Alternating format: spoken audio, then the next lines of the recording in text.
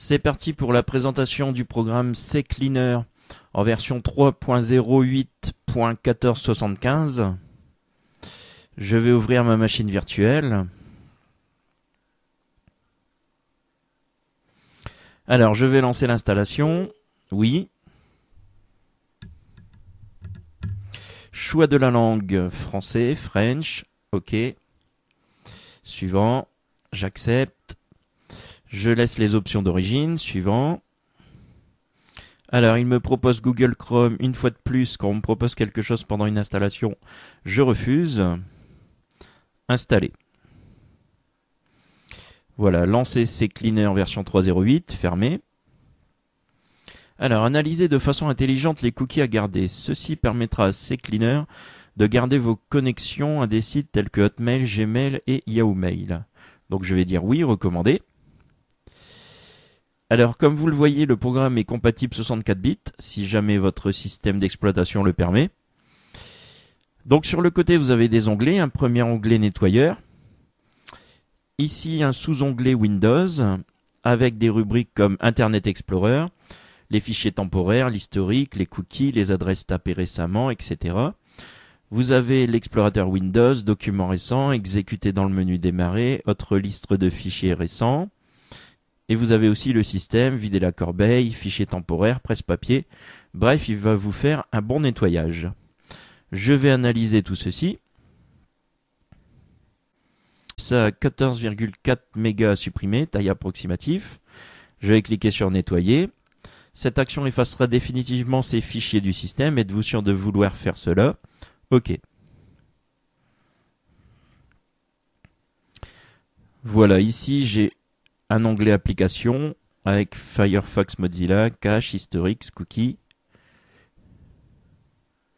Donc même chose, c'est exactement la même chose, il le fait au même moment.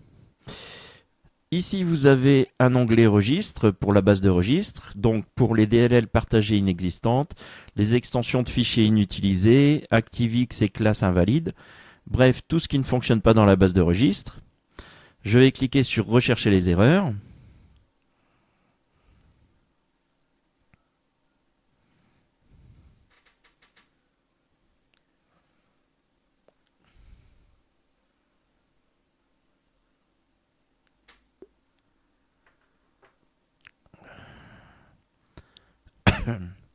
Alors, je vais corriger les erreurs sélectionnées. Alors, ce qui est bien, c'est qu'il me propose, voulez-vous créer une sauvegarde des clés du registre qui vont être supprimées? Donc ça, je vous conseille de faire oui, puisque toucher à la base de registre, ce n'est pas anodin. On peut quand même planter tout le Windows avec ça. Donc vous enregistrez, comme ça, si vous avez un souci, vous pouvez récupérer. Et donc, je vais cliquer sur corriger toutes les erreurs sélectionnées. Voilà, 12 erreurs réparées, fermées. Ici, j'ai un onglet outils, donc avec la désinstallation de programmes, comme Windows. Ici, j'ai le choix du démarrage, donc des applications démarrage. Je peux les désactiver, voire les effacer. Ici, j'ai restauration du système, gérer les points de restauration système. Le plus récent est indestructible pour des raisons de sécurité. J'ai un effaceur de disque, effacer de façon sécurisée le contenu ou l'espace libre d'un disque. Donc ça, c'est bien pratique, surtout si vous êtes un petit peu parano.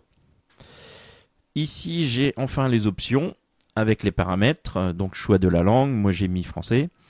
Nettoyer automatiquement l'ordinateur au démarrage, ajouter, exécuter CCleaner au menu contextuel de la corbeille, etc., etc.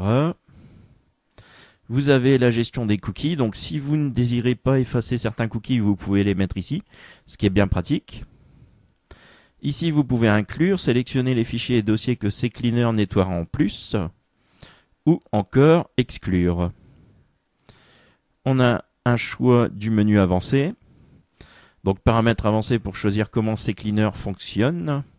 Montrer les détails dans les résultats du nettoyeur. Effacer uniquement les fichiers temporaires de Windows datant de plus de 24 heures, etc., etc.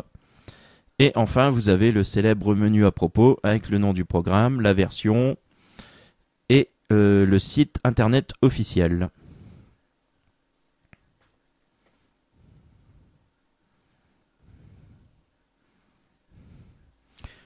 Voilà, c'est tout pour cette présentation de logiciel.